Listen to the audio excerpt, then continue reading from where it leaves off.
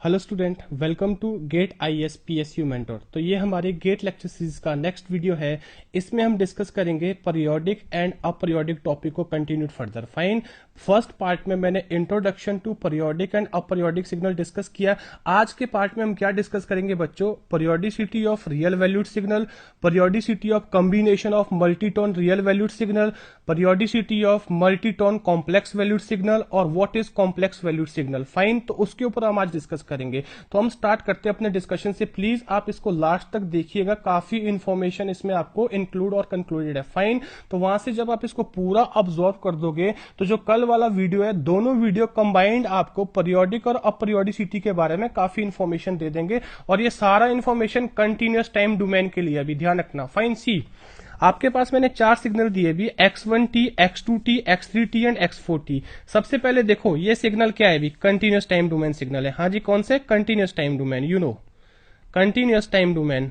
Fine, तो then मैं थोड़ा जल्दी जल्दी कर रहा हूं, ये चीज आपको ऑब्वियस है। Because of what? This variable t, it is allowed to take any value, integer or fraction, continuous variable. Fine. Second, they are what? Real valued signal. हाँ जी, second they are real valued signal. Why I am taking now the concept of real valued signal? Because आज मुझे introduce करवाना है periodicity of the complex valued signal also. तो differentiate करने के लिए अब मैं real value term use कर रहा हूँ। What is the meaning of real valued signal? Means जितने भी सिग्नल मैंने आपको यहाँ पे 4 सिग्नल दिए हैं, the signal x of t is real for all time. हाँ जी, all time means periodic signal कहां से कहां एग्जिस्ट करता है भी? प्लस इनफाइनाइट, माइनस इनफाइनाइट से प्लस इनफाइनाइट। फाइन, तो हम कह सकते हैं कि x of t mention above is real for all value of time. हाँ जी, real for all value of time. Fine, क्या वैल्यू लेंगे भी? It will take value between minus A to plus A except this. यहां पे आपने सिर्फ DC add किया है, बाकी इसके लिए रिलेशन वैलिड है। इसमें आपके पास ये ऑफसेट ऐड हो जाएगा, तो मैनिपुलेट अकॉर्डिंगली कर देना। फाइन, अब तीसरा जो इंपॉर्टेंट पॉइंट है, दीज आर सिंगल टोन। हाँ जी, क्या है ये? Single tone signal. Single tone signal बोल दीजिए, या फिर आप क्या बोलोगे भी इनको? Single frequency signal. हाँ जी, क्या है? Single frequency signal. अब देखिए यहां पे क्वेश्चन स्टूडेंट के दिमाग में होता है कि सर हमें कैसे पता चलता है ये सिग्नल 2 सिग्नल के कॉम्बिनेशन से बना है, 3 सिग्नल के कॉम्बिनेशन से बना है? देखो, जब आप वर्ड सिग्नल सुनते हो, सिग्नल मीन्स फ्रिक्वेंसी। अगर उस सिग्नल में एक ही फ्रिक्वेंसी है तो सिंगल सिग्नल है, इंडिविजुअल सिग्नल है, सिंगल कंपोनेंट सिग्नल है, सिंगल टोन सिग्नल है। अगर उसमें मल्टीपल फ्रिक्वेंसी है तो वो मल्टी टोन सिग्नल है। वो मल्टीपल सिग्नल को ऐड और सब्ट्रैक्ट करके बनाया गया है, मल्टीपल सिग्नल में अर्थमेटिक ऑपरेशन लगाने से बनाया गया। फाइन, देखो ये फ्रिक्वेंसी बेसिकली क्या है भी? ये फ्रिक्वेंसी बेसिकली क्या है भी? It is basically rate of repetition. आपका जो सिग्नल है टाइम में क्या हो रहा है? चेंज हो रहा है और रिपीट कर रहा है अपने पैटर्न को, तो इसको हम क्या बोलते हैं? Rate of repetition. अगर आपके पास पूरे सिग्नल में एक ही रेट ऑफ रेपिटेशन है तो सिंगल टोन फ्रिक्वेंसी होगा। अगर आपके पास मल्टीपल रेट ऑफ रेपिटेशन है तो जो रिजल्टेंट सिग्नल होगा उसका रेट ऑफ रेपिटेशन आपको फिर डिफाइन करना पड़ेगा। वो मैं आगे बताऊंगा कैसे। जब आपके पास मल्टी टोन सिग्नल है तो जो रिजल्टेंट उसका रेट ऑफ रेपिटेशन होगा वो आप कैसे डिफाइन करोगे। फाइन, अब देखिए, क्या ये सिग्नल पीरियोडिक है? Yes, it is periodic. क्या ये सिग्नल पीरियोडिक है? Yes, it is periodic. हाँ जी, क्या ये सिग्नल पीरियोडिक है? Yes, it is periodic and yes, it is periodic. देखो, बेसिक साइन कोसाइन जब आपके पास सिंगल टोन सिग्नल है, they will be always periodic. हाँ जी, क्या होंगे?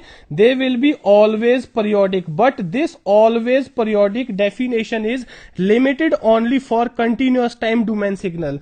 देखो, डिस्क्रीट टाइम डोमेन में आप ऐसा कमेंट नहीं कर सकते, क्योंकि वहां पे जो पीरियोडिसिटी होती है वो सैंपल्स की टर्म में मेजर होती है, और जो नंबर ऑफ सैंपल है वो हमेशा क्या होंगे? इंटीजर्स होंगे। तो मैं ये स्टेटमेंट जो बोल रहा हूं कि आपके पास कॉस है या साइन है, वो हमेशा पीरियोडिक होंगे। किसके लिए? सिंगल टोन के लिए। समझ आ रही बात? यहां से आप इसका ग्राफ जानते हो, it will repeat after regular interval. इसका ये भी रिपीट करेगा आफ्टर रेगुलर इंटरवल। हाँ जी, ये भी रिपीट करेगा आफ्टर रेगुलर इंटरवल, ये भी रिपीट करेगा आफ्टर रेगुलर इंटरवल। ये मैंने कल की वीडियो में बताया है, मैथमेटिकली बताऊंगा आपने कैसे वेरीफाई करना। सी देखो, यहां से यहां बच्चों कैसे आए? आपने क्या ऐड कर दिया? इनिशियल फेज ऐड कर दिया। हाँ जी, क्या ऐड कर दिया आपने? इनिशियल फेज ऐड कर दिया। और मैंने आपको कल क्लियर किया है कि अगर आप किसी भी पीरियोडिक सिग्नल में इनिशियल इनिशियल फेज ऐड और सब्ट्रैक्ट कर रहे हैं उसकी पीरियोडिसिटी पे कोई फर्क नहीं पड़ता है। तो इसका फंडामेंटल टाइम पीरियड क्या है भी, लीस्ट टाइम इंटरवल जिसके बाद वो रिपीट करेगा 2 pi upon omega not. Fine, इसका फंडामेंटल टाइम पीरियड क्या होगा, again 2 pi upon omega not, कोई फर्क नहीं पड़ेगा आपके पास इनिशियल फेज देने से। अब यहां से यहां आप कैसे आए बच्चों, आपने डीसी वैल्यू ऐड कर दी। हाँ जी, क्या कर दिया है, डीसी वैल्यू ऐड कर दिया है। तो कल मैंने ये भी समझाया है कि अगर आप किसी पीरियोडिक सिग्नल में डीसी वैल्यू ऐड करते हो उसकी पीरियोडिसिटी पे कोई फर्क नहीं पड़ता है, तो इसका टाइम पीरियड भी क्या रहेगा भी, जो पीरियोडिक सिग्नल का टाइम पीरियड होगा 2 पाई अपॉन ओमेगा नॉट। हाँ जी, अगेन ये भी पीरियोडिक है, इसका टाइम पीरियड भी कितना होगा 2 pi upon omega not. Fine, तो कैसे, एक तो इनके नॉर्मल ग्राफ हमें पता है, वहां से हम डायरेक्टली कंक्लूड कर सकते हैं, या फिर आप मैंने कल के वीडियो में बताए इनके डेमोस्ट्रेशन, वहां जाके देख लीजिएगा। अब देखो कुछ स्टूडेंट बोलते हैं सर हमें मैथमेटिकली वेरीफाई करना। मैथमेटिकली आपने कैसे करना है, मान लेते हैं हम लेटर से x40 हम एक सिग्नल ले लेते हैं लास्ट वाला, this is a sine of, हाँ जी कितना है, omega not T plus theta. Fine, अब मैं एज्यूम कर लेता हूं कि इट इज पीरियोडिक। हाँ जी, it is periodic. Fine, it is periodic, और किसके साथ पीरियोडिक है भी बताइए, 2 पाई अपॉन ओमेगा नॉट। आपने यहां पे इसको लिखा है तो इसको वेरीफाई करते हैं क्या एक्चुअल सेंस में ऐसा है कि नहीं है। तो अगर ये पीरियोडिक है तो it should satisfied what, condition of periodicity which is x4t is equal to x4t, हाँ जी साथ में क्या आएगा प्लस माइनस t नॉट, और विच इज अल्टीमेटली x4 साथ में t प्लस क्या आएगा 2 पाई अपॉन ओमेगा नॉट। कुछ ऐसा लिखा जा सकता है, बिल्कुल सही है। तो देखिए भी x4 t plus 2 pi upon omega not क्या लिखे भी बच्चों इसको, it will be equal to a sine of omega not into T plus 2 pi upon omega not plus क्या आएगा थीटा आएगा। अगर आप इसको फर्दर सोल्व करोगे it will turn out to be a sine, हाँ जी इनसाइड कितना आएगा omega not T plus theta plus साथ में क्या आएगा 2 पाई प्लस या प्लस माइनस 2 पाई। तो कहीं ना कहीं you know sine and cosine will repeat when you add 2 pi to some of its argument. तो ये क्या है, इसमें आप 2 पाई ऐड कर रहे हो तो क्या करेगा, रिपीट करेगा, या multiple integer of 2 pi add करोगे तो भी रिपीट करेगा ट्रिग्नोमेट्रिक आइडेंटिटी से, या फिर आप इसमें इसको ए ले लीजिए, इसको क्या ले लीजिए बी ले लीजिए, साइन ए प्लस बी वाला फॉर्मूला लगाइए, ओपन करिए, you will get again what A sine of what, हाँ जी omega not T plus theta, जो किसके इक्विवेलेंट है बच्चों x4 ऑफ टी है कि नहीं है। तो यार बताओ क्या ये कंडीशन ऑफ पीरियोडिसिटी को डिफाइन कर रहा है, यस। तो बताओ क्या ये स्टेटमेंट सही है, फाइन। तो इसका मतलब मैं यहाँ पे स्टूडेंट कंक्लूड कर रहा हूं लास्ट में, वेरी इंपॉर्टेंट पॉइंट, अगर आपने मैथमेटिकली चलना है, हाँ जी क्या चलना है, मैथमेटिकली चलना है कि कैसे आपने पीरियड निकालना है, simple, if x of t is equal to x of t plus minus t naught, the value of t naught, the value of t naught for which this condition is satisfied, हाँ जी value of t naught for which this condition is satisfied, or this equation 1 which is periodicity equation is satisfied, वो आपके पास क्या आएगा उसका fundamental time period, हाँ जी क्या आएगा, is called fundamental time period, is called fundamental time period. तो अगर आप मैथमेटिकल ज्यादा कैलकुलेशन में विश्वास रखते हैं तो आप इस डायरेक्शन में चलो, अदरवाइज मैंने आपको बताया है कि इंडिविजुअली जब आपके पास साइन कॉस चाहे डीसी ऐड है चाहे इनिशियल फेज है आपके पास गिवन होगा तो वो हमेशा क्या होगा पीरियोडिक होगा, आपको टाइम वेस्ट करने की जरूरत नहीं है।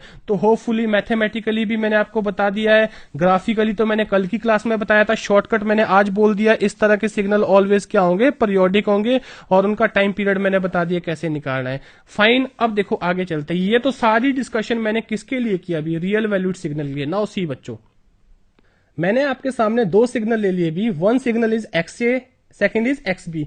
तो इसको हम क्या बोलेंगे, this is real valued exponential, this is real valued exponential, and this is complex valued exponential, this is complex valued exponential, so we can call this complex signal। इस पे मैं आऊंगा, देखो सबसे पहले इसके बारे में बात करते भी, तो ये क्या बन गया रियल वैल्यूड सिग्नल। तो let us say for example we substitute some value of a, e raise to power 2t ले लेते हैं और एक e raise to power minus 2t ले लेते हैं, सम फाइनाइट डेफिनेट वैल्यू मैंने ले ली। फाइन, अगर मैं आपसे इनका ग्राफिकल प्लॉटेशन पूछूं तो ग्राफिकल प्लॉटेशन क्या बनेगा बच्चों, ये e raise to power 2t का और ये किसका है e raise to power minus 2t का। तो अगर मैं पॉजिटिव वैल्यू ऑफ टाइम के लिए बनाता हूं, किसके लिए बना रहा हूं, पॉजिटिव वैल्यू ऑफ टाइम के लिए बना रहा हूं, तो ये ग्राफ क्या बनेगा, भी कुछ डिकेइंग बनेगा। और अगर मैं पॉजिटिव वैल्यू ऑफ टाइम के लिए बना रहा हूं तो ये क्या बनेगा, भी कुछ इस तरह से। तो बताइए जो रियल वैल्यूड एक्सपोटेंशियल सिग्नल है ये पीरियोडिक है या अपरियोडिक है नेचर में, it is aperiodic in nature. हाँ जी, क्या होगा, अपरियोडिक इन नेचर। यूजुअली क्या होता है, स्टूडेंट एक रट लेते हैं कि अगर एक्सपोटेंशियल में कोई भी आपके पास सिग्नल दे रखा है वो हमेशा पीरियोडिक होगा। ऐसा नहीं है बच्चों, आपने पहले चेक करना है वो रियल वैल्यूड एक्सपोटेंशियल है या फिर कॉम्प्लेक्स वैल्यूड एक्सपोटेंशियल है। तो देखिए क्या ये सिग्नल अपने आप को रिपीट कर रहा है, क्या कोई रेगुलर पैटर्न फॉलो कर रहा है, नो। ये क्या कर रहा है, as t tends to infinity, ये क्या कर रहा है, डिके कर रहा है। बट आपके पास कंडीशन क्या है, भी आपका जो पीरियोडिक सिग्नल है it should repeat regular interval from minus infinite two plus infinite. इसका मतलब ये फॉलो नहीं कर रहा है। क्या ये फॉलो कर रहा है, भी बताइए। हाँ जी, जैसे जैसे आपका टाइम टेंस टू इन्फिनिटी जाएगा ये कहाँ अनबाउंडेडली ग्रो होता जाएगा, तो ये भी नहीं फॉलो कर रहा है। तो ये दोनों पीरियोडिसिटी की कंडीशन को सेटिस्फाइड नहीं कर रहे हैं। तो ये कौन सी कैटेगरी में आएंगे बच्चों, अपरियोडिक में। हाँ जी, किस में आएंगे, अपरियोडिक में। फाइन। या फिर हम यहाँ पे ऐसा बोल दें कि जो रियल वैल्यूड एक्सपोटेंशियल है इनका जो फंडामेंटल टाइम पीरियड है वो कितना है, इन्फानाइट है। हाँ जी, क्या बोलते हैं, real valued exponential, real valued exponential signal fundamental time period is infinite।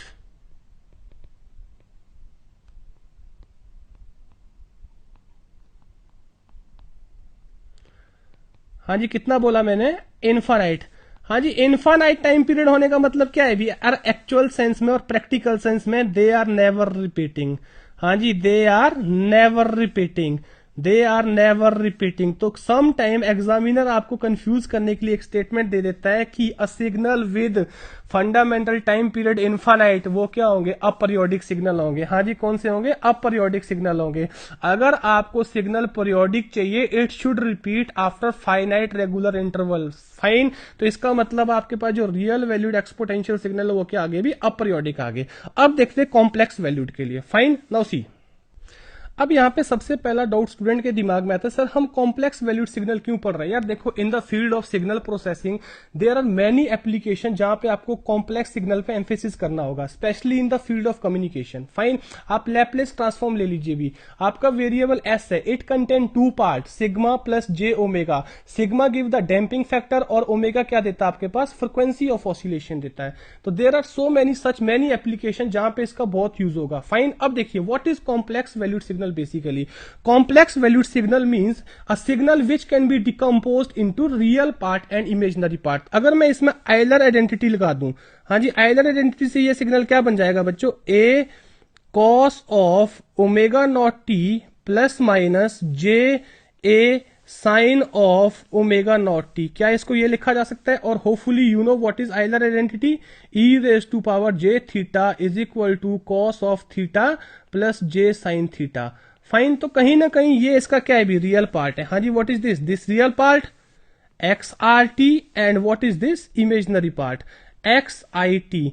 तो क्या मैं यहां से ये कंक्लूड कर सकता हूं, ध्यान से सुनना, complex valued signal is nothing more than a pair of two real value time signal representing the real and imaginary part. हाँ जी, जो इसका रियल पार्ट रिप्रेजेंट कर रहा है वो भी अपने आप में क्या है, रियल वैल्यूड सिग्नल है कि नहीं है, और जो इसका इमेजिनरी पार्ट रिप्रेजेंट कर रहा है वो भी अपने आप में क्या है, रियल वैल्यूड सिग्नल है कि नहीं है। होपफुली क्लियर है। तो देखो, क्या मैं इसको इस नंबर से कंपेयर कर सकता हूं भी, कॉम्प्लेक्स नंबर से, z is equal to x plus minus j y. Usual in the mathematics you define term iota, तो इंजीनियरिंग में हम जे लेते हैं। Fine.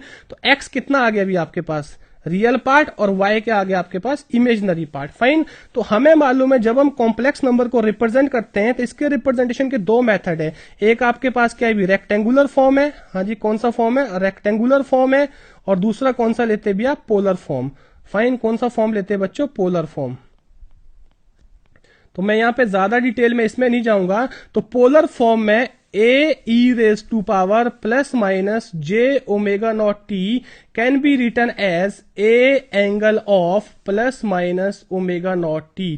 Keep this in mind, this is the magnitude of x of t complex valued signal and this is angle. Fine, कोई भी आपके पास complex number होगा उसके साथ क्या एसोसिएटेड होगा, magnitude, modulus and argument. Fine, तो मैंने उसी के बेसिस पे डिफाइन करते हुए यहां सिग्नल को। अब देखिए यहां पे दो चीजें आपको समझनी है। अगर मैं इस सिग्नल की बात करूं कॉम्प्लेक्स एक्सपोनेंशियल सिग्नल, इसको मैं दो पार्ट में डिवाइड कर लेता हूं। अभी कौन कौन सा, एक मेरे पास क्या है अभी A e raise to power plus j omega not t, और दूसरा कौन सा हमारे पास बच्चों, A e raise to power minus j omega not t. Fine, इसको हम बोलते भी रोटेटिंग फेजर। हाँ जी, क्या बोलेंगे इसको, हम बोल देंगे rotating phasor. Rotating phasor with speed of rotation, with speed of rotation, जो इसका एंगुलर और रोटेशनल स्पीड होगा वो क्या होगा, इसका frequency with speed of rotation omega naught. और इसको भी क्या बोलेंगे भी, रोटेटिंग फेज। हाँ जी, क्या बोलेंगे, रोटेटिंग फेजर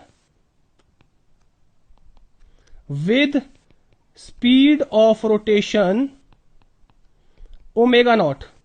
तो फर्क क्या है भी दोनों में, ये जो रोटेशन देगा ये क्या देगा, क्लॉकवाइज। हाँ जी, क्लॉकवाइज, बिकॉज जब आप नेगेटिव एंगल को लेते हो तो क्या लोगे भी आप उसको, क्लॉकवाइज। हाँ जी, A angle minus omega not t. Fine, ये जो रोटेशन देगा आपको क्या देगा भी, काउंटर क्लॉकवाइज या एंटी क्लॉकवाइज। हाँ जी, कौन सी देगा, काउंटर क्लॉकवाइज या फिर एंटी क्लॉकवाइज।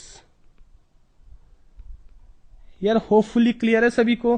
फाइन, तो मैंने कौन सा फॉर्म चूज किया अभी, पोलर फॉर्म। हाँ जी, कौन सा फॉर्म चूज किया, polar form. Fine, hopefully clear है। नाउ सी, यहां पे ध्यान दीजिए, थोड़ा सा यहां पे ग्राफ में दीजिए भी, ये कौन सा आगे भी, रियल एक्सिस। जो रियल एक्सिस मेरे पास क्या है, कॉम्प्लेक्स नंबर का एक्स है। ये इमेजिनरी एक्सिस है जो क्या है भी, वाई है। ग्राफिकल प्लॉटेशन की तरफ चलते हैं हम इसकी। फाइन, जैसे हम रियल वैल्यूड सिग्नल के लिए ग्राफ बनाते हैं वैसे ही कॉम्प्लेक्स का भी कुछ ग्राफ होगा कि नहीं होगा। नाउ सी देखो, अगर मैं A e raise to power j omega not t की बात कर दूं तो देखो कौन सा रोटेशन दिया भी इसमें मैंने, एंटी क्लॉकवाइज रोटेशन। और अगर मैं e raise to power minus j omega not t की बात कर दूं तो कौन सा रोटेशन दिया मैंने, बताइए, clockwise rotation. You can see here, for any value of time, for any value of time इसका मैग्नीट्यूड कितना होगा, constant value, that is a. तो ये जो सर्कल आपके पास बनेगा इसका रेडियस कितना होगा बच्चों, यहां पे ए कितना होगा, ए। तो मतलब इसके लिए जो रोटेशन आएगा वो एंटी क्लॉकवाइज आएगा, एक सर्कल होगा एंटी क्लॉकवाइज, और किस रेट पे रोटेट हो रहा होगा, स्पीड ऑफ रोटेशन क्या होगा, ओमेगा नॉट। फाइन, अगर आप इस ओमेगा नॉट को बढ़ाओगे, फ्रिक्वेंसी को बढ़ाओगे तो स्पीड ऑफ रोटेशन क्या होगा, इंक्रीज होगा। हाँ जी, ओमेगा नॉट इंक्रीज होगा तो स्पीड ऑफ रोटेशन क्या होगा बच्चों, इंक्रीज होगा। हाँ जी, स्पीड ऑफ रोटेशन क्या होगा, इंक्रीज होगा। फाइन, अगर स्पीड ऑफ रोटेशन इंक्रीज होगा तो मतलब यहां से शुरू हुआ था तो ये जल्दी जल्दी क्या करेगा भी, कवर करेगा कि नहीं करेगा। तो कवर करने के लिए क्या लेगा, कम टाइम लेगा। तो मतलब रिपीट क्या करेगा, कम टाइम के बाद रिपीट करेगा कि नहीं करेगा। रेपिटेशन कब होगा, ये यहां से शुरू हुआ था, किस वैल्यू ऑफ टाइम के लिए वापस यहां पहुंचता है, वो पीरियड क्या बन जाएगा, फंडामेंटल टाइम पीरियड बन जाएगा इसका। तो बताओ, जैसे मेरा ओमेगा नॉट मतलब फंडामेंटल फ्रीक्वेंसी इंक्रीज हो रहा है, स्पीड ऑफ रोटेशन इंक्रीज होगा। और वी नो ओमेगा नॉट किसके इक्विवेलेंट है, 2 पाई अपॉन टी नॉट। तो ऑब्वियसली बात है जो fundamental time period t naught है वो क्या होगा, कम होगा कि नहीं होगा। जो रेपिटेशन होगा बच्चों वो क्या होगा, बहुत जल्दी होगा कि नहीं होगा। सेम एनालिसिस हम इसके लिए कर रहे हैं। फर्क क्या है भी बताओ, जब आपके पास कॉम्प्लेक्स एक्सपोनेंशियल में माइनस होगा तो वो जो रोटेटिंग फेजर होगा स्पीड उसकी वही रहेगी, प्लस वाले की बट डायरेक्शन क्या होगा, क्लॉकवाइज होगा। Fine, you can see here. अगर आपके पास कॉम्प्लेक्स एक्सपोनेंशियल में प्लस होगा तो डायरेक्शन ऑफ रोटेशन क्या होगा, anti clockwise. You can see here. Fine, तो होपफुली क्लियर है। अब लग गया भी पता कॉम्प्लेक्स का रोटेशन कैसे चेक करना है और कॉम्प्लेक्स की पीरियोडिसिटी कैसे चेक करना है। यहां से शुरू हुआ रोटेट करना, बताइए किस वैल्यू ऑफ टाइम के लिए, कितने वैल्यू ऑफ टाइम के लिए वापस यहीं पे पहुंचा भी है बताओ। तो वो क्या बन जाएगा, एक फंडामेंटल टाइम पीरियड बन जाएगा। जितना ज्यादा इसका स्पीड ऑफ रोटेशन होगा उतना कम टाइम लेगा रिपीट करने के लिए। तो वही मैंने बताया, ओमेगा नॉट इंक्रीज होगा तो फंडामेंटल टाइम पीरियड क्या होगा, डिक्रीज होगा कि नहीं होगा।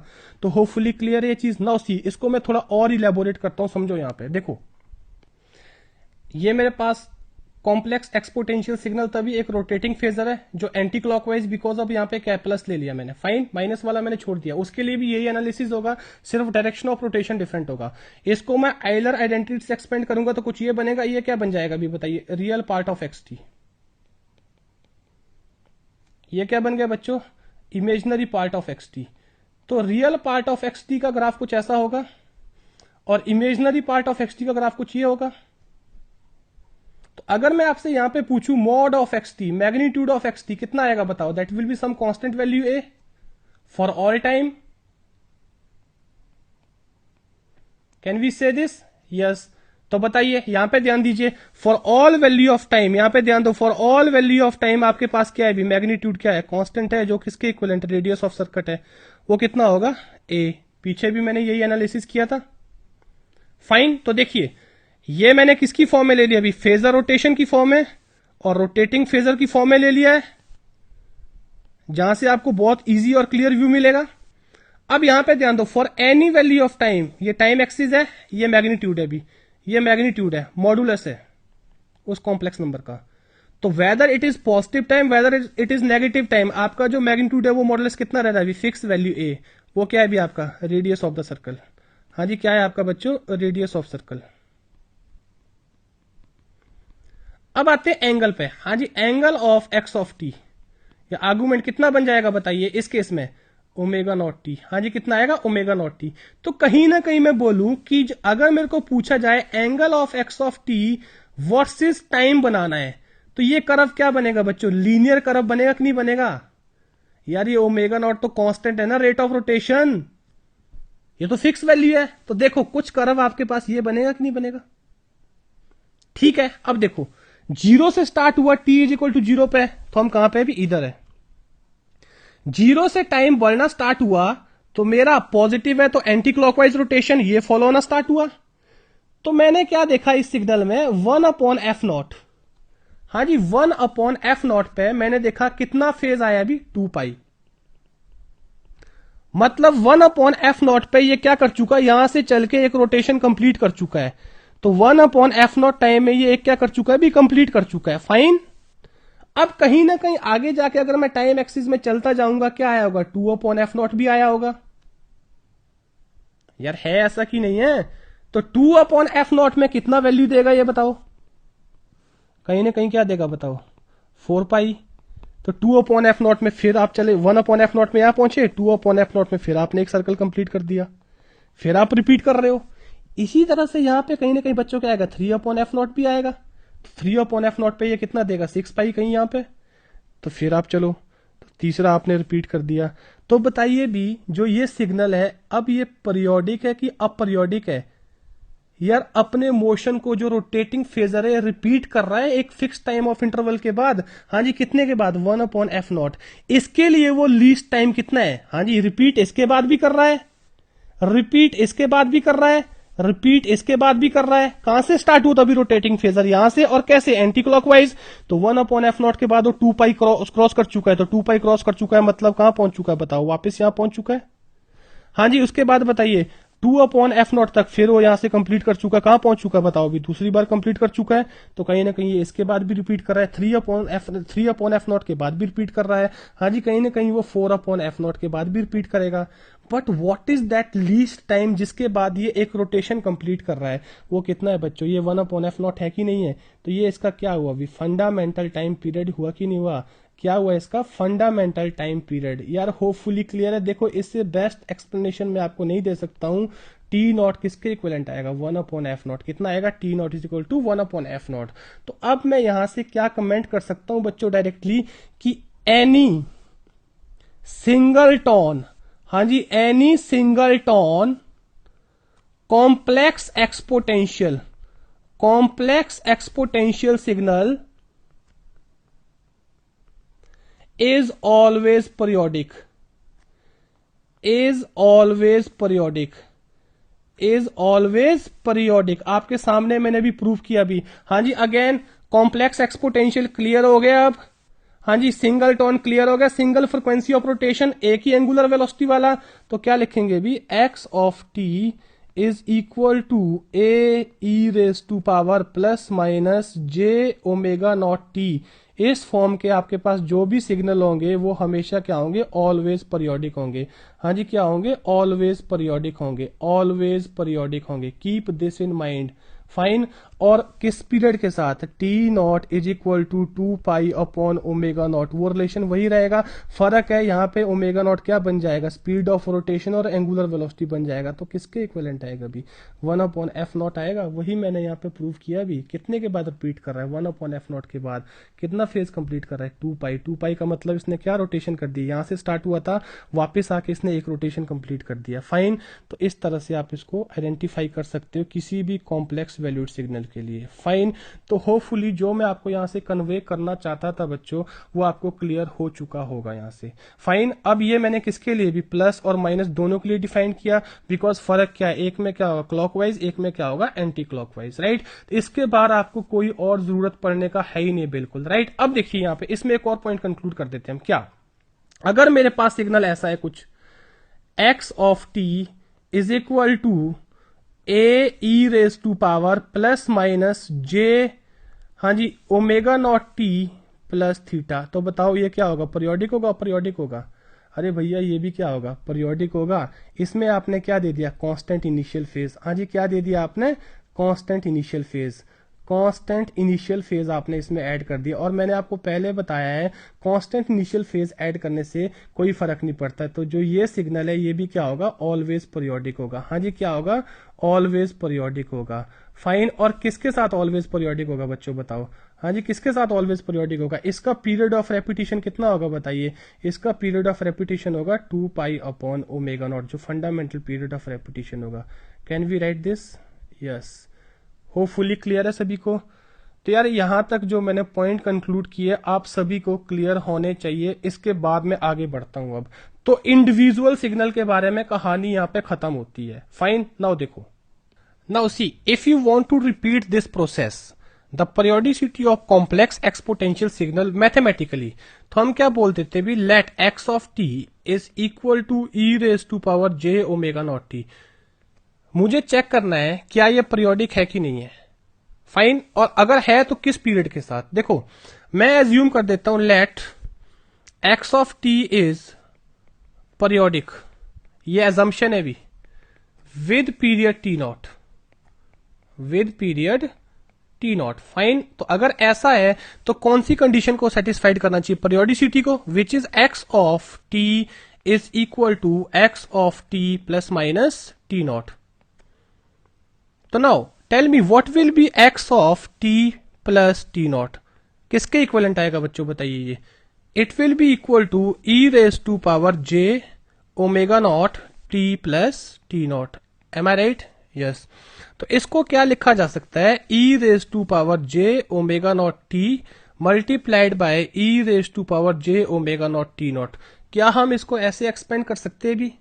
तो बताओ ये किस कंडीशन के अंदर, जो x of t plus t naught है ये equal to x of t किस कंडीशन के अंदर आएगा भी। x ऑफ t में तो मेरे पास खाली ये आना चाहिए, ये वैल्यू कितना होना चाहिए, 1। हाँ जी, ये कितना होना चाहिए, 1। तो 1 होने के लिए omega not t naught should be what, multiple integer of what, 2 pi. तो यहां से आपके पास टी नॉट किसके इक्विवेलेंट आ गया अभी, it is m into 2 pi upon t naught, है कि नहीं है, where m is what, positive integer. हाँ जी, m क्या है आपके पास, इंटीजर वैल्यू है। ओके। तो क्या ये फंडामेंटल टाइम पीरियड है इसका, नहीं, ये फंडामेंटल टाइम पीरियड नहीं है। फंडामेंटल टाइम पीरियड निकालने के लिए आप क्या करोगे, m का कौन सा वैल्यू लोगे, स्मॉलेस्ट पॉजिटिव वैल्यू। हाँ जी, तो for fundamental time period, for fundamental time period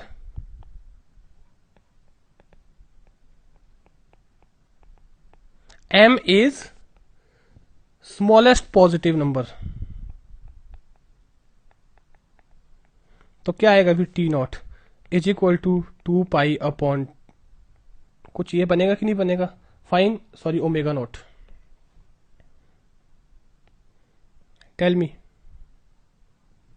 यहां भी ओमेगा नॉट कर देना भी। तो यही मैंने पीछे बताया था भी, किसके साथ पीरियोडिक है। क्या यहां पे कुछ डिफरेंस है।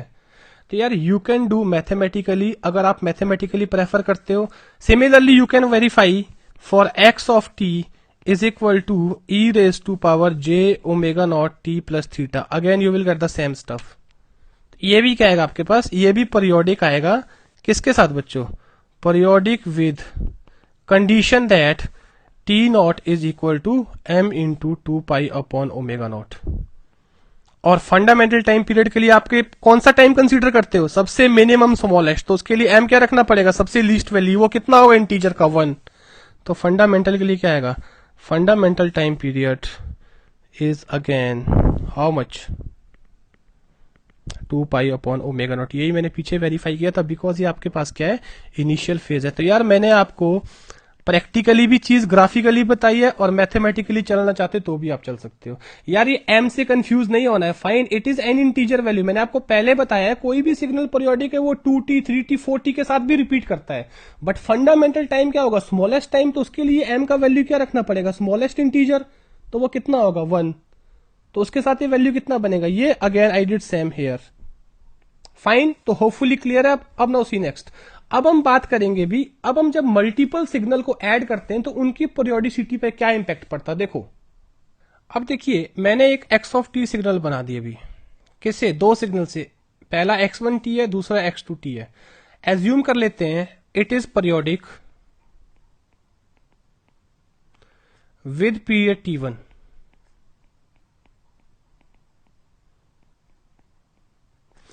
और it is periodic with period t2। ऐसे ही इस कैलकुलेशन को हम खींच सकते for multiple more 3 4 5 6 signal. Fine, तो मैं 2 के लिए कराऊंगा, यहीं से कंक्लूड करेंगे। तो इसका जो साइक्लिक फ्रिक्वेंसी आएगा f2 कितना आएगा भी? 1/t2। और इसका जो साइक्लिक फ्रिक्वेंसी आएगा f1 कितना आएगा? 1/t1। तो बताओ क्या ये मल्टी टोन हुआ कि नहीं हुआ? यार 2 फ्रिक्वेंसी प्रेजेंट है सिग्नल में कि नहीं? और हमें यहां पे बताना है कि अगर मैं 2 पीरियोडिक सिग्नल को ऐड करके एक न्यू सिग्नल बना रहा हूं, क्या ये सिग्नल पीरियोडिक है कि नहीं है? हाँ जी, सबसे पहले हमें बताना इसकी condition of periodicity. Condition of periodicity of resultant signal.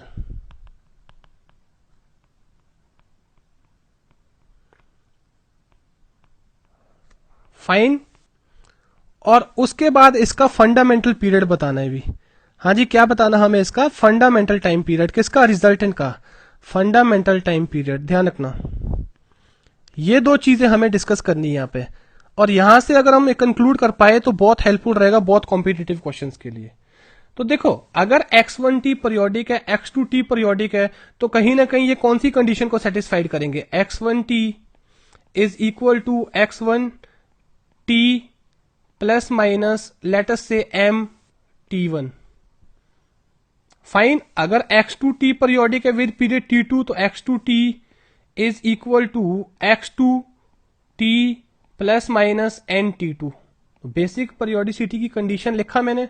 This m and n are any arbitrary integer, don't get confused with this value. Fine, अब मैं मान लेता हूं कि अगर मेरे को ये रिजल्टेंट सिग्नल भी पीरियोडिक चाहिए, हम मान लेते हैं it is periodic. Assume x of t is periodic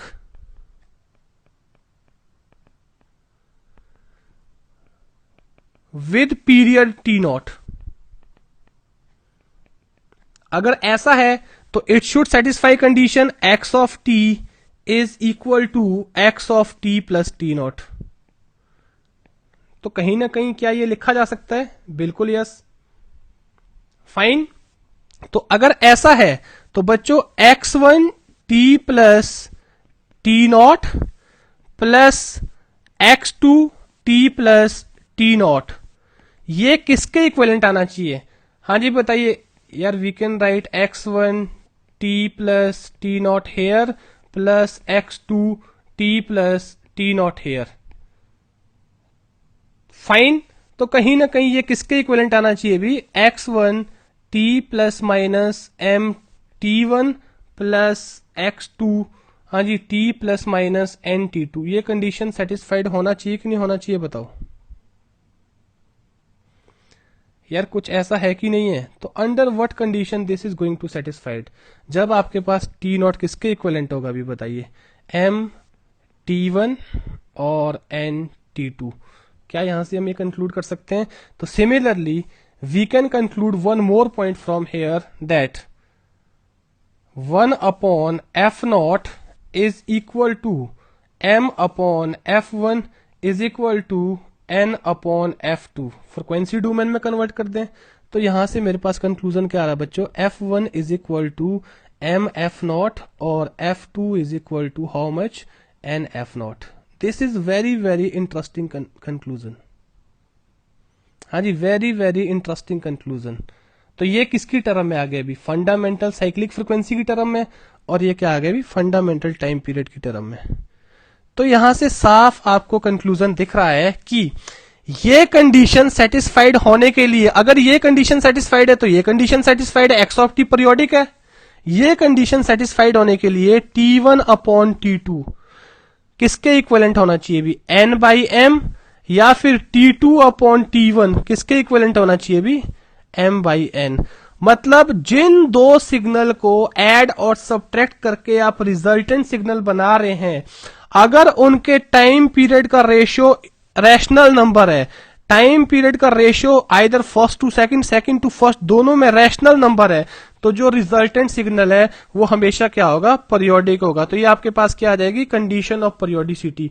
हाँ जी, क्या आ जाएगी, कंडीशन ऑफ पीरियोडिसिटी। अभी मैं इसको कंक्लूड करूंगा आगे। फाइन, इसी तरह से आप यहां पे भी कंक्लूड कर सकते हो। क्या फ्रिक्वेंसी की टर्म के लिए भी सेम रिलेशन बनेगा, साइक्लिक फ्रिक्वेंसी ले लीजिए या रेडियन फ्रिक्वेंसी ले लो, f1 अपॉन f2 किसके इक्विवेलेंट आएगा बच्चों बताइए, n अपॉन m। ये अभी कंडीशन ऑफ पीरियोडिसिटी है। हाँ जी, क्या है, खाली कंडीशन ऑफ पीरियोडिसिटी। फाइन, तो क्या कंक्लूड करें भी यहां से, सी।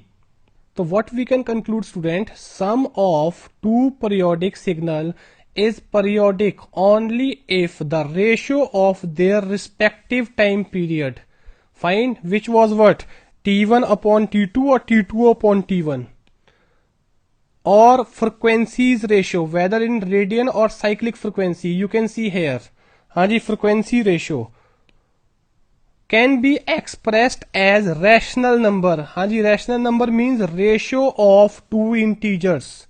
हाँ जी, ratio of two integer, then this is periodic, then the resultant signal is periodic। अगर ये condition satisfied है, resultant signal is periodic।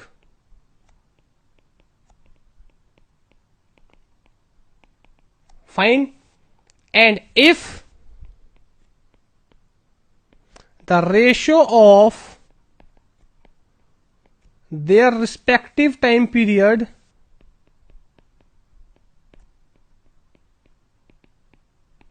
or frequency is irrational,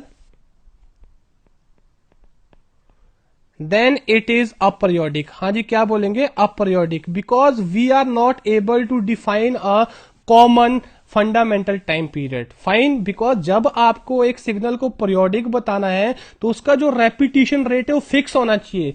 a signal can not have multiple repetition rate, but अगर आप उसके ratio of time period और frequency को irrational बता रहे हो तो इसका मतलब it is not ratio of two integer, तो we can not have common time period. हाँ जी, इसका मतलब क्या है, हाँ जी, इसका मतलब क्या है कि x1t and x2t do not have common time period और कॉमन रेपिटेशन रेट। हाँ जी, कॉमन रेपिटेशन रेट का मतलब किसकी बात हो रही है, फ्रिक्वेंसी की बात हो रही है। तो ये किसके लिए कंडीशंस बताए भी मैंने, ये मैंने अपरियोडिक के लिए बताए। हाँ जी, किसके लिए बताए ये कंडीशन, अपरियोडिक के लिए। Keep this in mind. तो अब आपको यहां से एक चीज तो क्लियर हो गई है कि अगर आपके पास टाइम पीरियड का रेशियो रैशनल है, रेशियो ऑफ टू इंटीजर है, फ्रीक्वेंसी का रेशियो रैशनल है, रेशियो ऑफ टू इंटीजर है, तो वो रिजल्टेंट सिग्नल पीरियोडिक होगा। फाइन, तो इसका मतलब इसका आंसर आपको मिल गया, condition of periodicity of resultant signal बन गया है। Now what is fundamental time period of that resultant signal. हाँ जी, अब किसके ऊपर आएंगे, fundamental time period of that resultant signal, और उसका जो रेपिटेशन रेट होगा वो क्या होगा। नाउ सी, तो अगर मैं देखो अब टाइम के टर्म में बात करूं या फ्रीक्वेंसी के टर्म में बात करूं, हाँ जी, ये फ्रीक्वेंसी के रिलेशंस मैंने पीछे निकाले भी डेरिवेशन में। फाइन, तो यार यहां से अब हम ये फाइनली कंक्लूड कर सकते हैं ना, जो टी नॉट होगा, रिजल्टेंट फंडामेंटल टाइम पीरियड होगा, वो क्या होगा, वो तभी डिफाइंड होगा जब वो क्या होगा बताइए, इंटीजर मल्टीपल ऑफ T1 और integer multiple of T2। You can see here, fine, integer multiple of T1 and integer multiple of T2, right. इसका मतलब T नॉट किसके इक्विवेलेंट होगा भी, LCM of T1 and T2। तो जो fundamental time period आएगा वो क्या आएगा, least common multiple of the respective time period of the individual signal. क्या हम यहां से ये लिख सकते भी? होपफुली क्लियर ये चीज। नाउ सी, अगर मैं फ्रिक्वेंसी की टर्म में बात करूं, हाँ जी, फ्रिक्वेंसी की टर्म में क्या बनेगा अभी, fundamental frequency f naught is equal to HCF, highest common factor of what, हाँ जी, F1, F2। तो आप या टाइम की टर्म में अपना कैलकुलेशन कर दीजिएगा या फिर फ्रिक्वेंसी की टर्म में अपना कैलकुलेशन करेगा, इट डिपेंड अपॉन यू। तो होपफुली क्लियर है। पहला आपके पास क्या है अभी, कंडीशन ऑफ पीरियोडिसिटी था, वो आपने बता दिया, रेशो क्या होना चाहिए, रैशनल। दूसरा अब उसका फंडामेंटल टाइम पीरियड क्या होगा, तो वो क्या बनेगा, least common multiple time period में, और फ्रिक्वेंसी में क्या बनेगा, highest common factor. Fine, now see you can see here.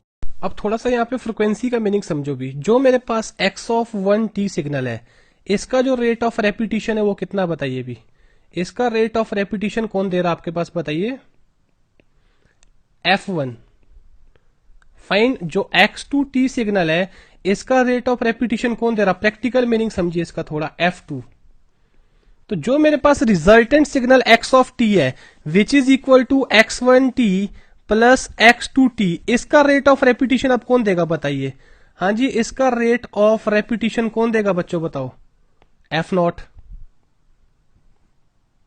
एक कॉमन वैल्यू होगी ना, एक यूनिक वैल्यू, एक आइडेंटिकल वैल्यू होगा। मैंने आपको पहले बताया कोई भी सिग्नल है उसका जो रिजल्टेंट रेट ऑफ रेपिटेशन होगा फिक्स वैल्यू होगी, वो क्या होगी, उसकी रिजल्टेंट फ्रिक्वेंसी होगी, चाहे वो साइक्लिंग ले लीजिएगा चाहे आप रेडियन में ले लीजिएगा। फाइन, तो अब बताइए यहां से क्या कंक्लूड करें आप। आपने ऊपर बोला कि F1 is equal to MF0, आपने बोला F2 is equal to NF0। हम मान लेते हैं F0, let F0 is equal to 1 hertz, let F0 is equal to 1 hertz. Example ले लेते हैं। फाइन, तो बताइए F1 कितना आ गया अभी, M हर्ट्स आ गया, दिस इज सम इंटीजर, और F2 कितना आ गया बताओ, N हर्ट्स इस केस के लिए। यार इस डिस्कशन के लिए कुछ ऐसा आया कि नहीं आया वैल्यू, ये मैंने एक एग्जाम्पल ले लिया।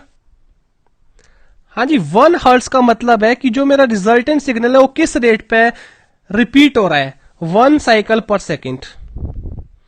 हाँ जी, 1 साइकिल पर सेकेंड। बट जो x1t है वो उसी एक सेकंड में कितने साइकिल कंप्लीट कर रहा है, m साइकिल। हाँ जी, जो आपका F2t है उसी एक सेकंड में कितने कंप्लीट कर रहा है, n साइकिल। बट जो resultant signal x of t है उसका रेट क्या है, 1 हर्ट्स, 1 साइकिल पर सेकेंड। होपफुली आपको क्लियर है। तो मतलब उस एक साइकिल ऑफ रिजल्टेंट सिग्नल में x1t के कितने साइकिल कंप्लीट हो गए, m साइकिल, और x2t के कितने साइकिल कंप्लीट हो गए, n साइकिल। तो इसीलिए उनका एक कॉमन पीरियड है कि नहीं है, तो that is why they are periodic. अगर मैं ऐसी मैनिपुलेशन करने का कैपेबल हूं तो वो सिग्नल मेरे पास क्या होगा, पीरियोडिक, अदरवाइज क्या होगा बच्चों, अपीरियोडिक होगा। यार हर्ट्स का मतलब क्या होता है, साइकिल पर सेकेंड। तो n हर्ट्स का मतलब क्या है, n साइकिल पर सेकंड। m हर्ट्स का मतलब क्या है, m साइकिल पर सेकंड। हाँ जी, 1 हर्ट्स का मतलब है 1 साइकिल पर सेकंड। जो रिजल्टेंट सिग्नल है उसका रेपिटेशन है 1 साइकिल पर सेकंड, एक सेकंड में एक साइकिल। F1 जो उसका एक कंट्रीब्यूटिंग फैक्टर है वो कितना दे रहा है, m साइकिल पर सेकंड। F2 जो उसका दूसरा कंट्रीब्यूटिंग है कितना दे रहा है, n साइकिल पर सेकंड। तो कहीं ना कहीं इनके बीच में क्या है, कॉमन पीरियड है कि नहीं है। तो that is why the resultant signal is periodic. और वो कॉमन पीरियड हम कैसे निकालेंगे बताओ, LCM of their individual time period या फिर HCF of their individual frequencies. तो होपफुली यार पीरियोडिक और अपीरियोडिक को कैसे आपने कैटेगराइज करना है, कैसे डिफाइन करना है, वो आपको यहां से क्लियर है।